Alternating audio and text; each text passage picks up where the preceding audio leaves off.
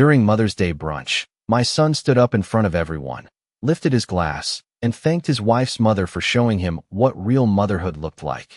I was sitting 3 chairs away from him, wearing the cream dress he once told me made me look like home. For a moment, I thought I had misheard. The restaurant was full of soft piano music, silverware touching china, and polite Sunday laughter, the kind of beautiful noise people pay too much money for on holidays. We were at the Harbor Room in downtown Charleston, the sort of place with white tablecloths, fresh tulips on every table, and waiters who refilled your coffee before you realized your cup was empty. Lauren had chosen it, of course. My daughter-in-law chose everything now. She chose the restaurant, the seating chart, the flowers, the time, even the shade of pink ribbon tied around the little gift bags by each plate. I had been told to arrive at 11 sharp, not early, because Lauren said the staff would still be setting up. I arrived at 10:45 anyway and sat in my car for 15 minutes, smoothing the skirt of my dress with both hands like a nervous girl before a school dance. I am 69 years old. I should have known better than to hope that hard. Michael was already inside when I walked in, standing beside Lauren and her mother, Patricia Caldwell. Patricia wore lavender silk and pearls the size of marbles, her silver blonde hair shaped perfectly around her face. She looked lovely, I will give her that. She always looked like she had been gently placed into a room rather than had to walk into it like the rest of us. Lauren saw me first. Her smile appeared quickly, bright and careful, like a porch light switched on for company. "Eleanor, you made it," she said, as if I had crossed state lines instead of driven 20 minutes from my little brick house on Magnolia Street. Michael turned then, and his face softened for half a second. "Mom," he said, leaning in to kiss my cheek. His cologne was different from the one he used to wear, sharper, more expensive. I reached into my purse and touched the small envelope I had brought for him. Every Mother's Day since he was 7, I had written him a note. At first they were silly little things, tucked into lunch boxes or taped to his bedroom door. Later, after he left for college, I mailed them with a $10 bill and a recipe he probably never cooked. After his father died, the letters grew longer. I never told Michael that writing them was how I survived the silence of Mother's Day morning. Lauren guided Patricia to the center chair, the one facing the windows and the water beyond them. Michael sat beside Patricia. Lauren sat on his other side. The children, Sophie and Ben, were placed close to Patricia too, already leaning toward her as she handed them small wrapped presents. My chair was near the end of the table, beside a tall potted palm that brushed my shoulder whenever someone walked past. I told myself not to be childish. A chair was only a chair. A seat did not measure love. Then the waiter brought out mimosas, and Lauren tapped her glass with a spoon. "Michael wanted to say a few words," she announced. My son stood. He looked handsome in his navy jacket, older than I expected and younger than I remembered. He smiled at Patricia first. "Not at me. I just want to thank the woman who has held this family together," he began. I waited for the turn, the little glance, the familiar, and Mom too. That would make everything right. It did not come. "Patricia," he said, his voice thick with emotion, "you've shown me what patience, grace, and real motherhood look like. You welcomed me like a son. You taught our children what family means. We're so lucky to have you." Everyone clapped. Patricia pressed a napkin to the corner of her eye. Lauren put her hand over her heart. Sophie smiled because everyone else was smiling. Ben kept eating his biscuit.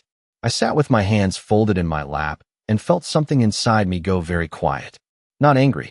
Not yet. Just quiet. The kind of quiet that comes after a door closes in a house you thought was still yours. My water glass sat untouched beside my plate. I picked it up, took one small sip, and set it down carefully so it would not make a sound. Michael did not look at me. Not once. The waiter appeared a few minutes later carrying a white cake. On a silver tray. In pink icing, it read, "Happy Mother's Day, Patricia, the heart of our family." Someone said, "How sweet." Lauren laughed softly and said, "Eleanor doesn't really like attention anyway." The table gave a small, polite chuckle. I smiled because that is what women my age are trained to do when humiliation arrives dressed as manners. I smiled because making a scene would have allowed them to call me difficult. I smiled because my late husband Robert used to say, "Ellie, never hand people the weapon they're hoping you'll use." But as Lauren lifted her phone and asked me to take a picture of the whole family, I stood up, stepped back, and looked at them through the screen. There they were, framed perfectly beneath the tulips and the bright Charleston windows. My son, his wife, her mother, my grandchildren. A beautiful family portrait with no empty space where I should have been. When I handed the phone back, Lauren glanced at the photo and smiled. "See?" she whispered, just loud enough for me to hear. "This is better. Everyone looks complete." That was the moment I stopped wondering whether they had forgotten me. Forgetting is an accident. This had been arranged. The rest of the brunch moved around me as if I had been placed behind glass. I could see everyone clearly, but the sounds arrived softened and delayed. Lauren was laughing with Patricia about the flower arrangements. Michael was cutting Sophie's pancakes into smaller pieces, even though she was 12 and perfectly capable of using a knife. Ben asked Patricia if she liked the card he made at school, and she pressed it to her chest like it was a treasure. I watched him for a second too long because I remembered when Michael used to make those same cards for me. Construction paper folded unevenly. Glue still wet. Crayon hearts drawn so hard the paper nearly tore. He would run into my bedroom early on Mother's Day, climb onto the bed between me and Robert, and say, "Do you like it, Mom?" I made it all by myself. I always liked it. I liked every crooked letter, every misspelled word, every handprint made with too much paint. That morning, sitting at the end of the table with a palm leaf, touching my shoulder, I wondered when my son had stopped seeing the woman who kept all those cards in a blue shoebox under her bed. The waiter came by and asked if everything was all right. I said yes because that is what you say in nice restaurants. You say yes when your eggs are cold. You say yes when your coffee is bitter. You say yes when your own family has just turned you into a guest at someone else's celebration. Lauren slid her phone back into her purse after checking the picture I had taken. "Perfect," she said. "Patricia, you look beautiful." Patricia waved a hand, pretending to be modest. "Oh, stop. I am just happy we are all together." All together. The words sat between us like a folded napkin hiding a stain. Michael finally looked my way, but only because he needed the butter dish. "Mom, could you pass that?" he asked. His voice was casual, almost cheerful. I passed it to him. Our fingers did not touch. "Thank you," he said, already turning back toward Patricia, who was telling a story about Lauren's childhood piano recitals. I knew that story. I had heard it at least 4 times. Everyone at the table listened as if it were new. When I once tried to tell the children about Michael's first Little League game, how he had cried because his helmet was too big and Robert had stuffed a towel inside it, so he would feel brave, Lauren had interrupted to ask whether anyone wanted more coffee. Little by little, my memories had become inconvenient. Not false, not unwanted exactly, just inconvenient. After the cake was served, Sophie leaned over and whispered, "Nana Eleanor, are you okay?" Her eyes were soft, uncertain. For one brief second, I almost told the truth. I almost said, "No, sweetheart, I am sitting here watching your father thank another woman for the life I gave him." But children should not have to hold adult pain in their small hands, so I touched her wrist and said, "I am fine, honey. Eat your cake before the frosting melts." She smiled, relieved to be released from noticing. That was how it worked in our family now. Everyone was relieved when I made my hurt easy to ignore. Patricia opened her gifts next. A silk scarf from Lauren. A framed photo of the grandchildren from Michael. Handmade cards from Sophie and Ben. Each present was passed around the table, admired, praised, photographed. I had brought no gift for Patricia. I had not known this was her holiday alone. My own gift bag remained by my chair, a small white bag with blue tissue paper inside. It held Michael's letter and a silver keychain engraved with the coordinates of the hospital where he was born. I had ordered it 3 weeks earlier from a little shop in Savannah. When it arrived, I held it in my palm for a long time, remembering that August night 42 years ago when the nurse placed him against my chest and Robert cried so hard he forgot to take a picture. I thought Michael would understand. I thought it would remind him that before Lauren, before Patricia, before the big house in Mount Pleasant and the country club brunches, there had been a young mother who stayed awake through fevers, school projects, broken curfews, and heartbreaks he no longer mentioned. I slid the gift bag farther under my chair with the toe of my shoe. Lauren noticed. She noticed everything. "Eleanor," she said brightly, "did you bring something? You are so thoughtful." The table turned toward me. I felt heat rise in my face, but my voice stayed level. "Just a little note for Michael. I can give it to him later." Lauren tilted her head. "A note? That is sweet." The way she said sweet made it sound small. Michael smiled politely, The way men smile when they hope a moment will pass without requiring anything from them. Thanks, Mom, he said. Later is good. Later. There was always a later when it came to me. Later we will visit. Later we will call. Later we will include you. Later we will remember. By the time the check came, Patricia had been toasted twice, photographed from every angle, and called the heart of the family so many times the words had lost their shine. I took out my wallet because habit is stronger than humiliation. For years, I had quietly paid for things before anyone noticed a bill had arrived.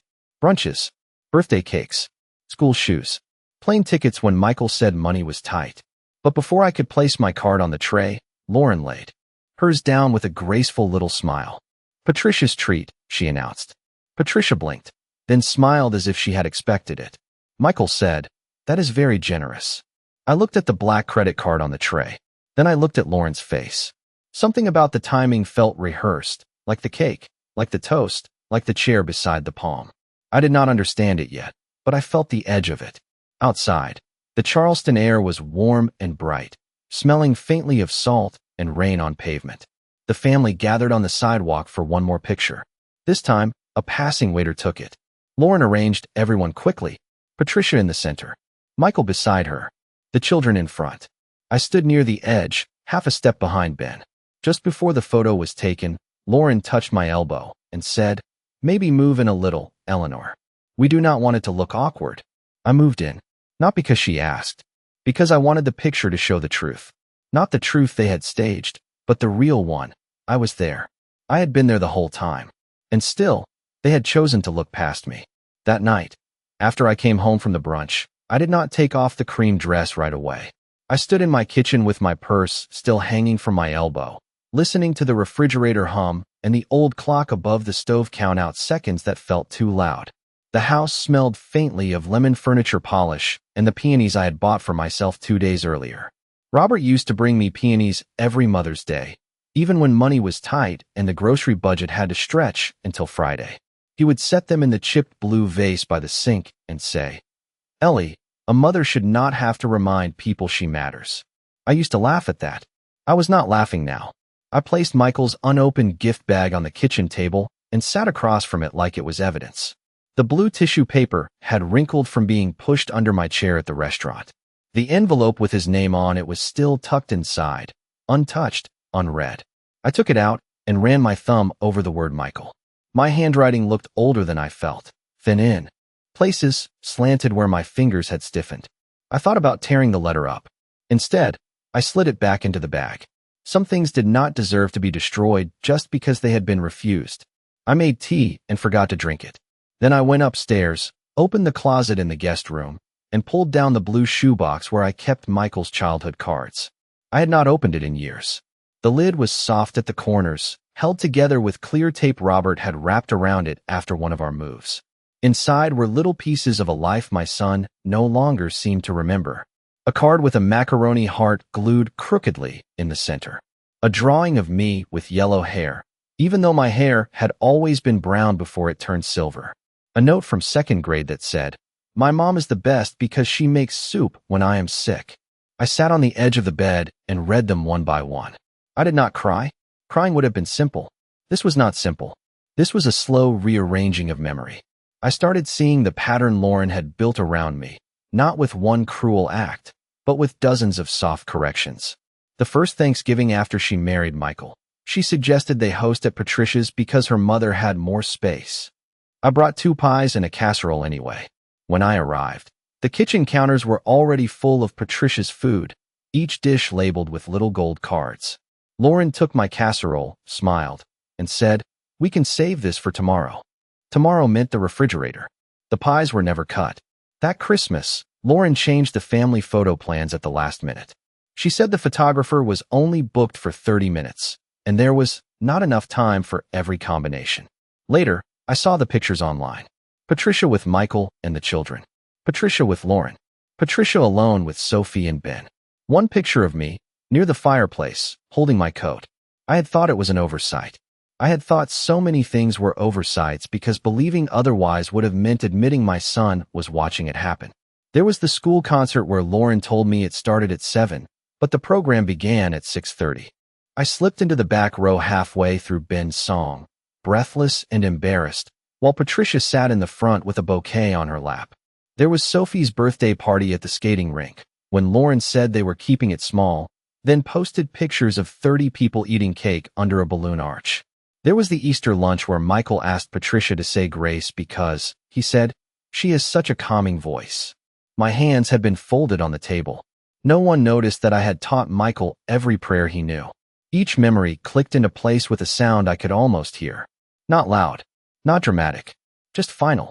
Lauren had never needed to tell me to leave. She had simply made every room feel less prepared for my arrival. She moved chairs.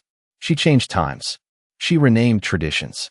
She made Patricia the source of warmth and made me look like a woman who showed up late, brought the wrong dish, misunderstood the invitation, or wanted too much. And Michael, my son, my only child, let the story stand because it was easier than correcting his wife. The next morning, I woke before sunrise. I had slept badly, still wearing the faint scent of restaurant perfume and disappointment in my hair. I came downstairs, made coffee, and opened my laptop at the kitchen table. Lauren had already posted the brunch photos. Of course she had. There was Patricia holding the cake. Patricia between the children. Michael kissing Patricia's cheek while Lauren beamed beside them. The caption read, "Celebrating the heart of our family. We are blessed beyond words." I scrolled slowly. In the last photo, I was visible at the edge, half behind Ben, my cream sleeve cut off by the frame. Not tagged, not named, not even mentioned. I stared at that little piece of myself on the screen and felt something in me become very still. Then I clicked on the comments. People were praising Patricia. What a beautiful mother. What a lucky family. Lauren replied to one woman. She is the glue that keeps us together. I closed the laptop gently. No slammed lid. No shaking hands. Just one quiet click. For years, I had mistaken exclusion for carelessness. That morning, I understood it was craftsmanship.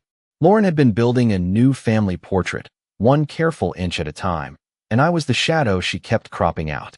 Grace Miller came over that afternoon without calling first, which told me she already knew something was wrong. Grace had been my closest friend for 33 years, long enough to walk into my kitchen, take one look at me, and put her purse down without asking whether she should stay. She was 71, tall, sharp-eyed, and honest in the way only women become after they have buried a husband, raised difficult children, and stopped apologizing for taking up space. She carried a lemon pound cake wrapped in foil, still warm from her oven, and set it on my counter beside the cold cup of tea I had abandoned that morning. "All right," she said, removing her sunglasses. "What did they do this time?" I wanted to deny the question. I wanted to say nothing happened, that I was tired, that holidays made me sensitive. Old habits rose in me like steam from a kettle. Protect the family. Keep things private. Do not make your son look bad. Do not give anyone a reason to call you bitter. Instead, I pulled out a chair and sat down because my legs suddenly felt older than 69. "Michael toasted Patricia yesterday," I said. "At brunch. In front of everyone." Grace waited. She knew there was more. I folded my hands on the table, noticed a tiny smear of cake icing under one fingernail from the slice I had cut and never eaten. He called her the woman who taught him what real motherhood looked like. Grace's face changed, but she did not interrupt. That was why I loved her. She did not rush pain. She let it arrive at its own pace. I told her about the seating chart, the cake with Patricia's name, the photo Lauren asked me to take, the caption online. I tried to make my voice light when I repeated Lauren's little sentence about everyone looking complete. The word complete caught in my throat. Grace reached across the table and laid her hand over mine. Her skin was warm, her wedding band loose on her fingers since she had lost weight the year before. "Eleanor," she said quietly, "that was not careless." I stared at the wood grain of the table. "Robert and I bought that table at an estate sale in 1989. Michael did his homework there."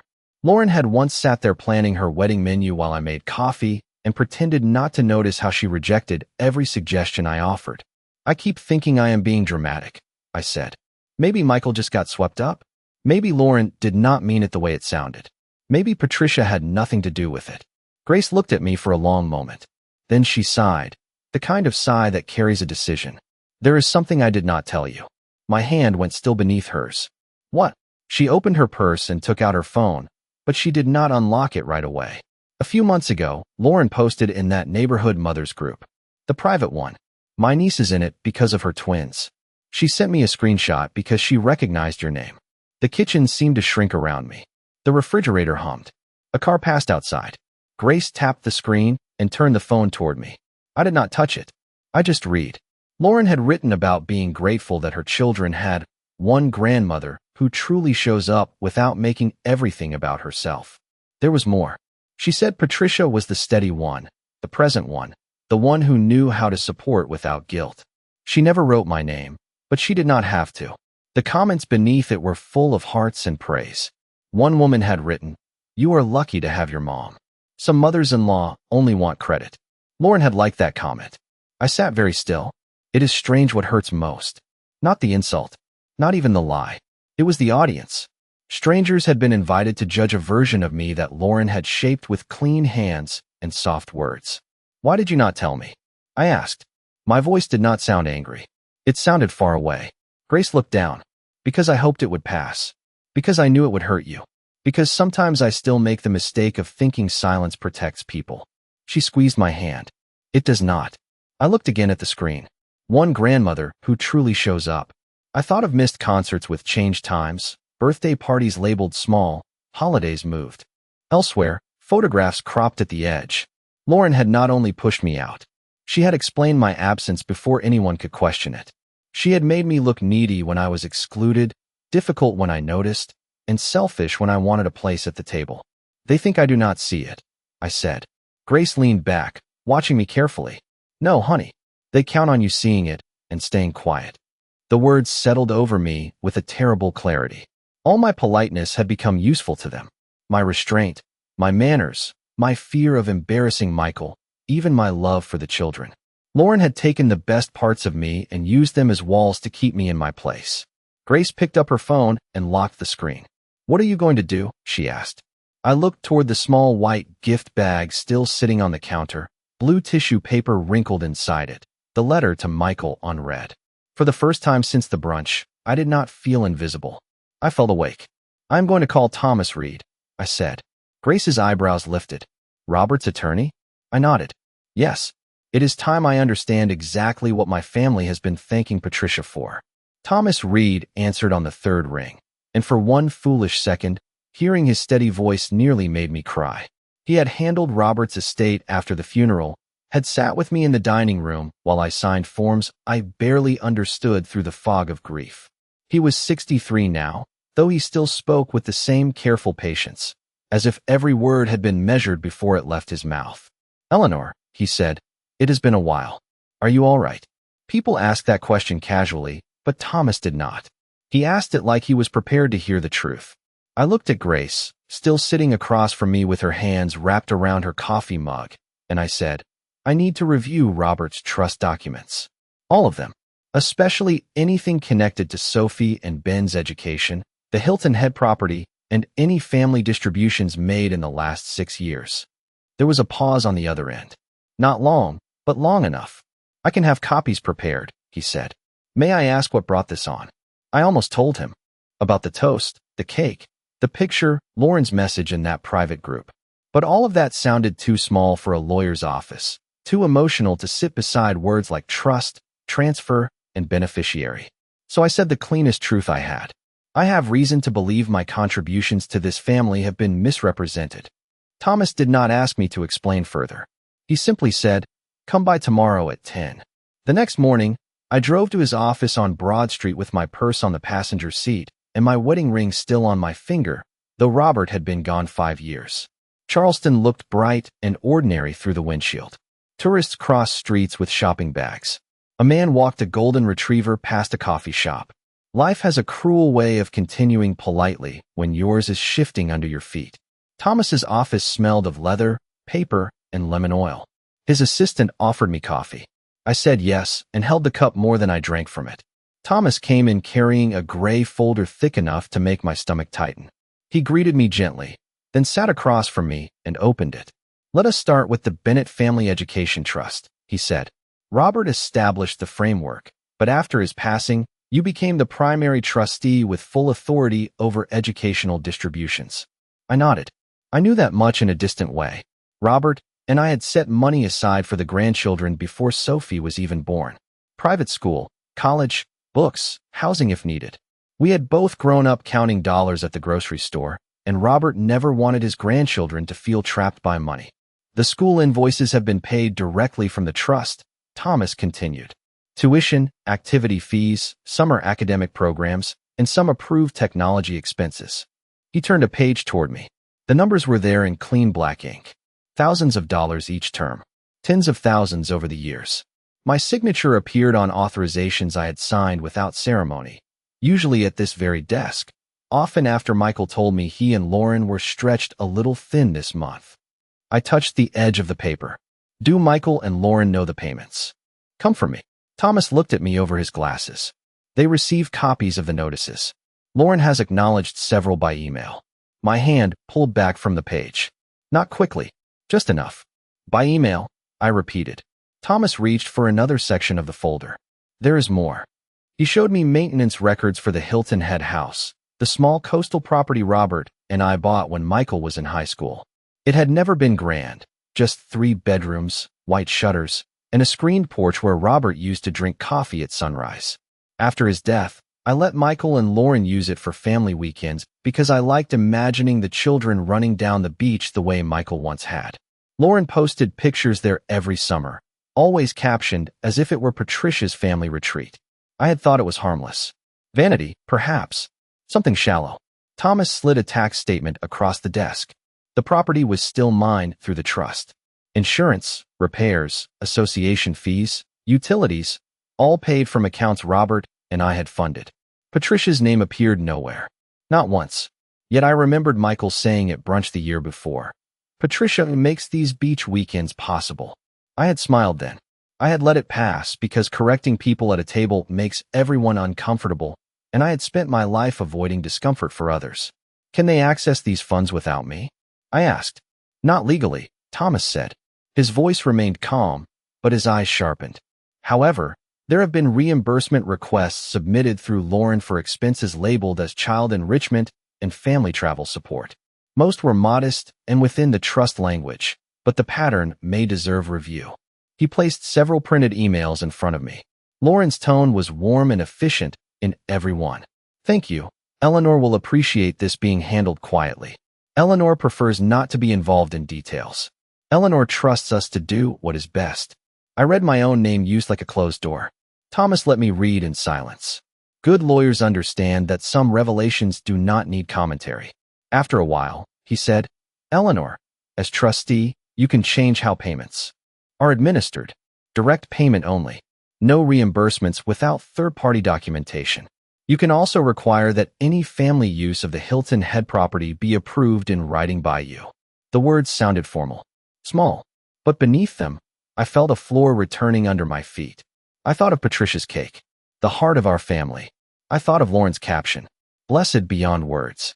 I thought of Michael thanking another woman for holding together a life built, in part, with resources Robert and I had quietly provided. I do not want to hurt my grandchildren, I said. You would not be hurting them, Thomas replied. You would be protecting what was meant for them. I looked down at Robert's signature on the original trust papers. His handwriting was bold, slightly slanted, familiar enough to make my chest ache. He had trusted me to guard this. Not just the money, the meaning of it. Make the changes, I said. Thomas nodded once. I will prepare everything. As I left his office, the folder copies tucked under my arm, my phone buzzed. A text from Lauren. Family dinner next Thursday.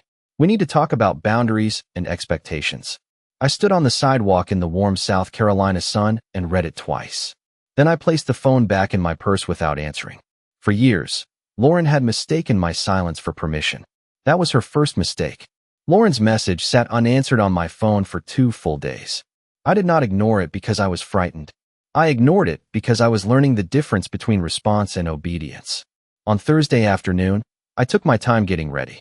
I wore dark slacks, a soft white blouse, and the pearl earrings Robert gave me on our 25th anniversary. I placed Thomas Reed's folder in the passenger seat, not because I planned to open it at dinner, but because knowing it was there helped me breathe. Michael and Lauren lived in Mount Pleasant, in a house with black shutters, gas lanterns, and a front porch no one ever seemed to sit on. When I arrived at 6:30, Patricia's Cadillac was already in the driveway. Of course it was. Lauren opened the door before I rang the bell, wearing a pale green dress and the careful smile she used whenever she intended to make something unpleasant sound reasonable. "Eleanor," she said, "thank you for coming." "Not Mom. Not Nana. Eleanor." I stepped inside and smelled rosemary chicken, expensive candles, and the faint lemon cleaner Lauren's housekeeper used on the hardwood floors. Michael was in the living room, standing beside the fireplace with his hands in his pockets. He looked tired. Patricia sat on the sofa with a glass of iced tea, one ankle tucked neatly behind the other. "Good to see you," she said, in that smooth southern tone that made every sentence sound like a favor. "The children were upstairs," Lauren explained quickly. This was an adult conversation. I took the chair across from the sofa, the same chair I always ended up in, slightly apart from everyone else. No one offered me tea. I did not ask. For several minutes, they spoke about harmless things. The weather turning humid, Ben's soccer schedule, Sophie's summer reading list. Then Lauren set down her napkin, even though we had not eaten yet, and folded her hands on her lap. "Eleanor, we wanted to talk about family roles going forward." I looked at Michael. He stared at the rug. Patricia's expression remained politely concerned. "Family roles," I repeated. "Yes," Lauren said, relieved that I had made it sound normal. "The children are getting older, and we feel consistency is important. There has been some confusion about expectations, visits, holidays, and what kind of involvement is helpful." Helpful. That word had done a lot of work in my family. It had moved Thanksgiving. It had canceled invitations. It had turned my concern into interference. Lauren continued, her voice gentle enough to fool anyone who did not know how sharp gentleness could be. "Patricia has naturally taken on more of the day-to-day grandmother role because she is closer to our rhythm. School events, activities, emotional support, things like that. We think it might be better if the children started calling her Grandma Pat and called you Nana Eleanor, just to make things feel clear." I felt Michael shift in his chair. Not object, just shift. Patricia lowered her eyes as if embarrassed by the honor, but she did not say no. I rested my hands on my knees. "They already call me Nana," I said. "Yes, but Nana Eleanor sounds more personal," Lauren replied. "Less formal, less central, I thought. Less loved, less permanent." "And holidays?" I asked. Lauren glanced at Michael. He finally spoke. "Mom, we just do not want anyone feeling pressured. Patricia's house works better for big gatherings. You know, more space, easier parking, less stress. Their dining room seated 8. Mine seated 10. But truth is not always welcome at a table set for negotiation." Lauren leaned forward. "Also, with the school and the children's expenses, we appreciate everything everyone does, but we think it is best if Michael and I handle decisions directly. Too many voices can make things complicated." There it was. Not just my chair. Not just my name. My authority. I looked at Patricia. She was studying her glass. I looked at Michael. He was rubbing his thumb over his wedding band. Then I looked at Lauren. "By school expenses," I said calmly, "do you mean the tuition paid through the Bennett Family Education Trust?" The room changed so quickly it was almost visible. Lauren's smile paused before it disappeared. Michael's head lifted. Patricia blinked. "What do you mean?" Lauren asked. Her voice remained light, but the edges had tightened. "I mean Sophie and Ben's tuition, activity fees, summer programs, and technology costs," I said. "The payments made directly from the trust Robert and I established. The one I administer." Michael stared at me. "Mom, I thought," he stopped. That unfinished sentence told me more than a completed one would have. Lauren recovered first. "Of course we know about the trust, Eleanor. No one is denying your generosity. We are just saying the emotional decisions about the children should stay with their parents." "I agree," I said. "Parents should make emotional decisions. Trustees should make financial ones." Patricia set her glass down too hard, then smiled as if the sound had not happened. Lauren's eyes narrowed slightly. "Is this because of Mother's Day? Because if your feelings were hurt, you should have said something instead of turning it into a legal matter." There it was again. My feelings. Small, fragile things that made me unreasonable. I stood slowly, not in anger, but because I no longer wished to sit in the chair they had assigned me. "Lauren," I said, "you have spent years teaching people that I am absent from places you made difficult for me to enter." Michael looked at his wife, confused now, truly confused, and that almost hurt worse. Mom, what are you talking about? I could have told him everything then. The changed times, the cropped photographs, the private post, the cake, the toast, the way his daughter had asked if I was okay because she was the only person at that table still young enough to notice cruelty before learning to excuse it. But not there. Not in Lauren's carefully scented living room with Patricia pretending she had no idea how often her throne had been polished with my silence. Thomas Reed sent me the documents, I said. All of them. Lauren's face lost color beneath her makeup, just for a second. Michael saw it. So did I? I picked up my purse. Dinner smells lovely, but I will not be staying. Michael took one step toward me. Mom, wait. I turned to him, and my voice stayed softer than I expected. I have waited, Michael. I waited at concerts. I waited on holidays.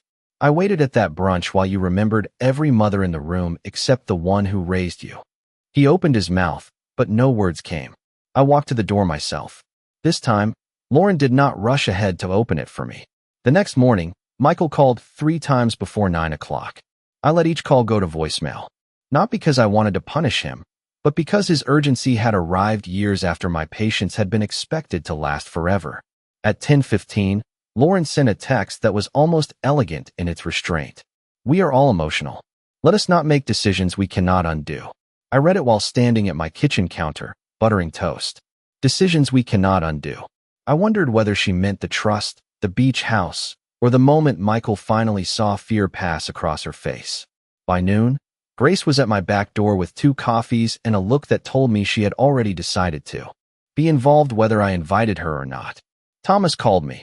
I said, taking the coffee from her. The amended trust instructions will be ready by Friday. Grace nodded once. Good. She did not clap. She did not smile.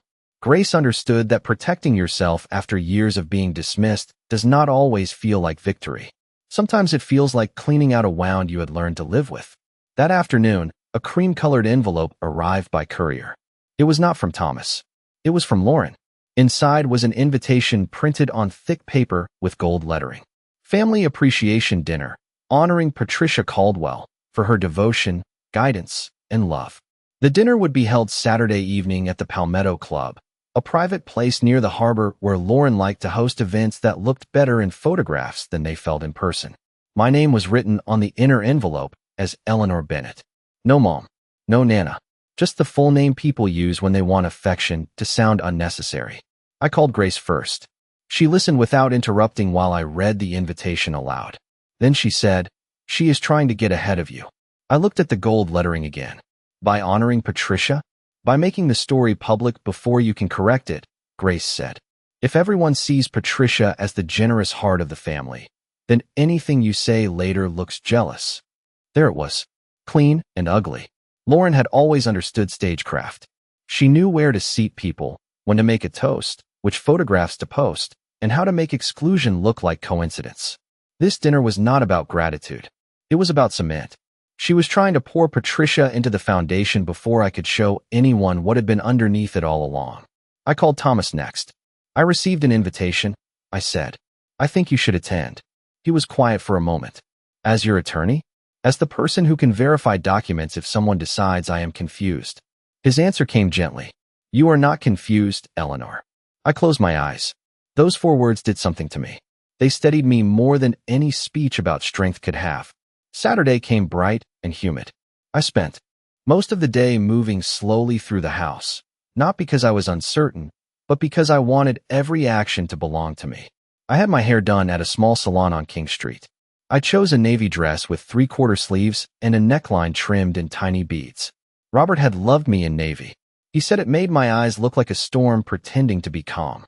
I pinned his mother's pearl brooch near my shoulder and stood before the mirror for a long time. The woman looking back at me did not look young. She looked better than young. She looked finished with begging. Grace picked me up at 6. She wore black and carried herself like a witness. Thomas met us outside the Palmetto Club, dressed in a gray suit, a leather folder tucked under his arm. He did not ask if I was ready. He simply opened the door. Inside, the dining room glowed with candlelight. White roses, gold chargers, soft jazz. A framed photograph of Patricia sat on a small easel near the entrance, surrounded by flowers, as if she were being honored for a lifetime of sacrifice no one had actually named. Guests turned as we entered. Some I recognized from Michael and Lauren's circle. Neighbors. School parents. A few relatives from Lauren's side. Patricia stood near the center of the room in pale blue, receiving compliments with practiced humility. Lauren saw me and froze for half a breath before recovering. "Eleanor," she said, crossing the room with both hands extended. "You came." "I was invited," I said. Her eyes moved to Grace, then to Thomas. "And you brought friends." "I brought clarity." The word landed between us, quiet but heavy. Michael appeared behind her. He looked from Thomas to me, then back again. "Mom, what is going on?" I could see he had not slept well. There were shadows beneath his eyes. For a moment, the mother in me wanted to smooth his hair like I did when he was small and feverish. But the woman I had become kept her hands at her sides. "Not yet," I said. The hostess led us toward a table near the back, but I stopped before she could pull out the chair. "There must be a mistake," I said. "I am with the family." Lauren's smile tightened. "Of course, but the front table is already arranged." Thomas opened his folder just enough for the top page to show. "Mrs. Bennett's presence at the family table may be relevant to tonight's discussion." Lauren's face hardened, but only around the eyes. Patricia noticed. So did Michael. After a long second, Lauren gestured toward an empty chair near the front, one that had clearly not been meant for me. I sat down beside Michael. He looked at me as though he wanted to speak, but no words came. Patricia's program began after dinner, just as I expected. Lauren stood first, lifted her glass, and smiled at the room. "Tonight is about gratitude," she said. "It is about honoring the woman who has given this family so much." Patricia lowered her head modestly. I folded my napkin on the table. Then I stood before Lauren could say another word. The room went still. I did not raise my voice. I did not need to. "Before we honor generosity," I said, "I think we should be honest about where it came from." For a moment, no one moved. Lauren remained standing with her glass lifted halfway, her smile still arranged on her face though the meaning had gone out of it. Patricia looked at me as if I had spoken in a language she did not care to learn. Michael's chair scraped softly against the floor, but he did not stand. He only whispered, "Mom." I looked at him first, because this was never truly about Patricia. It was never even only about Lauren. It was about the son who had sat close enough to notice and had chosen comfort over truth. "I will not take much of the evening," I said. "I know how carefully it has been planned." A few people gave uncertain little laughs, then stopped when they saw Lauren's face. Thomas came to stand beside me, not close enough to look dramatic, just close enough to make it clear I was not confused, not emotional, not misremembering. I opened the folder he handed me and placed the first page on the table in front of Michael. For 6 years, Sophie and Ben's private school tuition, activity fees, summer programs, and approved educational expenses have been paid through the Bennett Family Education Trust. That trust was created by Robert and me. It is administered by me. Michael stared at the paper. His eyes moved over the figures slowly, as if numbers could become less true if read carefully enough. Lauren lowered her glass. "Eleanor, this is not the time." "It became the time," I said, "when you made gratitude a public performance." The room went still again. I turned another page. The Hilton Head House, the place described more than once as Patricia's family retreat, is owned through the same family structure Robert and I established. The insurance, repairs, utilities, and maintenance have been paid from accounts tied to that structure. Patricia's name does not appear on the property documents. Patricia's cheeks colored then, not loudly, not dramatically, but enough. She looked at Lauren. "What is she talking about?" Lauren's voice sharpened beneath the sweetness. "She is twisting things. We never said legally." "You said enough," I replied. "Enough for people to believe generosity came from one woman while another woman was quietly signing the checks and being seated near the plants." Grace made a sound that might have been a breath or a prayer. I did not look at her. If I looked at kindness too soon, I might lose the cold steadiness holding me upright. Michael picked up the second page. "Lauren," he said, "you knew about this?" Lauren blinked quickly. "Of course I knew there was a trust. Your mother wanted things handled quietly. She hates fuss." There it was again, that familiar theft. My silence dressed up as preference. My restraint used as permission. I opened the next sheet and read from one of Lauren's own emails, keeping my voice flat. "Eleanor prefers not to be involved in details. Eleanor trusts us to do what is best." I looked at her. "I never wrote that." I never said that. You used my name to remove me from decisions while using my resources to support them. A murmur moved around the room. Not loud. Worse than loud. Controlled people beginning to understand they had been shown a stage set. Patricia set her napkin down. Lauren, did you tell people I paid for the beach house expenses? Lauren looked at her mother, and for the first time since I had known her, she seemed young. Not innocent. Just young in the way people look when the story they polished begins to crack in public. Mom, I was trying to keep things simple. Patricia's mouth tightened. Simple for whom? Michael stood then. He looked pale, but his voice was quiet. Did you let me toast your mother for things my mother was doing? Lauren turned on him with wounded eyes, the kind she had used for years to make him retreat. Do not do this here. I almost laughed, not because anything was funny, but because of the perfection of it. She had designed a public dinner to crown her mother, then objected to public truth because it no longer served her. I placed one final page on the table. As of Friday, the trust instructions have been amended. All educational payments will go directly to the schools or verified providers. No reimbursements will be issued through family members without documentation reviewed by Mr. Reed's office. Use of the Hilton Head property will require written approval from me. The grandchildren will be protected. The performance will not. Michael lowered himself slowly back into his chair. His eyes met mine, and at last, I saw something there I had not seen at brunch. Not guilt alone. Recognition. Painful, late, but real. Lauren whispered, "You are punishing us." "No," I said. "I am removing the reward for erasing me." The words came out softer than I expected. Maybe because the anger had burned down into something cleaner. I turned to the room, to the neighbors and school parents and relatives who had come expecting a sweet tribute over coffee and dessert. "I do not need applause," I said. "I do not need anyone to choose sides. I only need the record corrected. Patricia may be loved. She may be generous in her own ways. But she is not the only grandmother who showed up. And I was not asking to be worshipped. I was asking not to be erased." No one clapped. I was grateful for that. Applause would have cheapened it. Patricia stood slowly, her chair whispering against the carpet. She looked at Lauren with a face I could not read. "I think I need some air," she said. Lauren reached for her, but Patricia stepped away. Michael remained seated, staring at the documents as if they were photographs from a life he had missed while standing inside it. I gathered the pages with steady hands. Thomas took them from me and slid them back into the folder. Grace touched my elbow. I looked once more at Michael. He opened his mouth, then closed it. This time, I did not wait for him to find the right words. I had spent too many years waiting in rooms where my name had already been removed. 3 days passed before Michael came to my house. I knew he was outside before he knocked because I heard his car slow at the curb, then sit there with the engine running for almost a full minute. I was in the kitchen, washing a coffee cup that was already clean. Some habits stay in the hands when the heart has nothing useful to do. When the knock finally came, I dried my fingers on a dish towel and looked through the small window beside the door. My son stood on the porch holding a bundle of peonies wrapped in brown paper. For a moment, time folded strangely. He was 42, with lines near his eyes and sorrow sitting heavy on his shoulders. But I also saw the little boy who once came home from school with dandelions crushed in his fist because he wanted to bring me flowers and did not know weeds had names. I opened the door. "Hi, Mom," he said. The word mom sounded careful, like something fragile he had found in the back of a drawer. "Hello, Michael." He held out the flowers.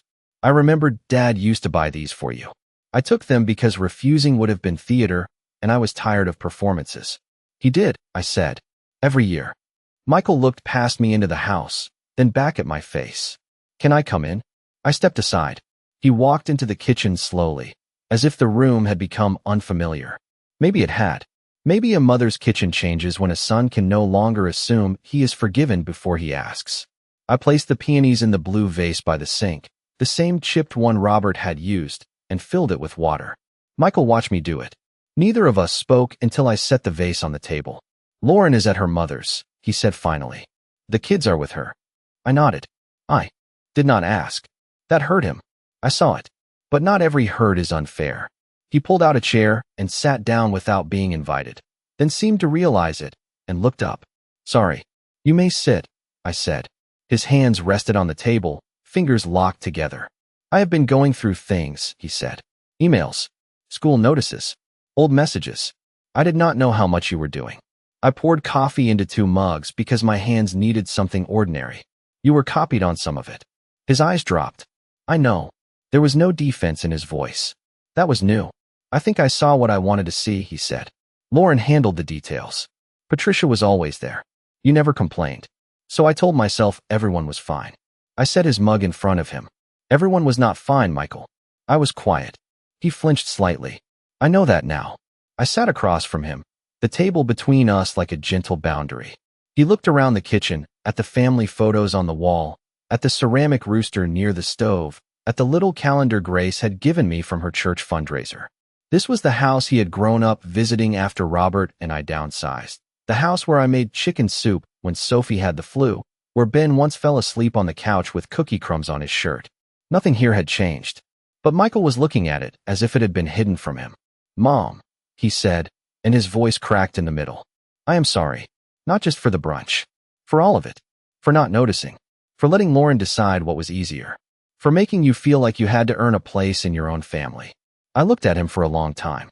There had been years when those words would have opened something in me immediately. I would have rushed to comfort him, to say it was all right, to make his guilt smaller so he could breathe. That is what mothers do until they learn that sometimes love becomes more honest when it stops cushioning the truth. You hurt me, I said. He nodded, tears standing in his eyes. I know. No, I said softly. You know I was hurt. That is different from knowing how you hurt me. He wiped his face with the heel of his hand, embarrassed, but he stayed. I gave him that much credit. Tell me, he whispered. So I did. Not all of it. Not every changed invitation. Every cropped photograph. Every dinner where my stories died under Lauren's smoother ones. I told him enough. I told him about Sophie asking if I was okay. I told him about the cake. I told him about sitting beside the palm while he thanked another woman for a motherhood built on years I had lived. He covered his mouth and looked away. I thought I was keeping peace, he said. Peace for whom? I asked. He had no answer. Outside, a lawnmower started somewhere down the block, the sound low and steady. Life continuing again, indifferent but not cruel this time. Michael reached into his jacket pocket and took out a small white gift bag with wrinkled blue tissue paper. My breath caught. You left it in Lauren's car after brunch, he said. I found it yesterday. He placed it on the table between us. I read the letter. I closed my eyes.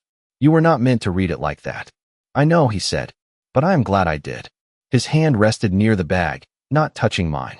I forgot things I should have carried with me. I forgot who sat beside me in hospitals, who worked double shifts when Dad's hours were cut, who stayed up making science fair boards and drove me 6 hours to college because I was too proud to admit I was scared. His voice lowered. I forgot because remembering would have required me to be better. That was the closest he came to the truth, and we both knew it. He asked me to come to dinner the following Sunday, just him and the children. Not Lauren. Not Patricia. I did not answer right away. The old Eleanor would have said yes before he finished asking. The woman sitting there now listened to the quiet inside herself first. Not this week, I said. Pain crossed his face, but he accepted it. Okay. I love you, Michael. But I am no longer available for places where I have to shrink so other people can feel comfortable. He nodded slowly. When he left, he hugged me at the door. I let him. I did not. Cling. After his car pulled away, I took the letter from the gift bag and placed it in the blue shoebox with all the others. The following Sunday, I went to brunch with Grace at a small cafe near the harbor. We ordered biscuits with strawberry jam, strong coffee, and a slice of lemon cake to share. The waitress called us ladies. The sun came through the window and warmed my hands. For the first time in years, I did not wait for an invitation to feel chosen. My son had forgotten I was sitting there, so I finally remembered myself.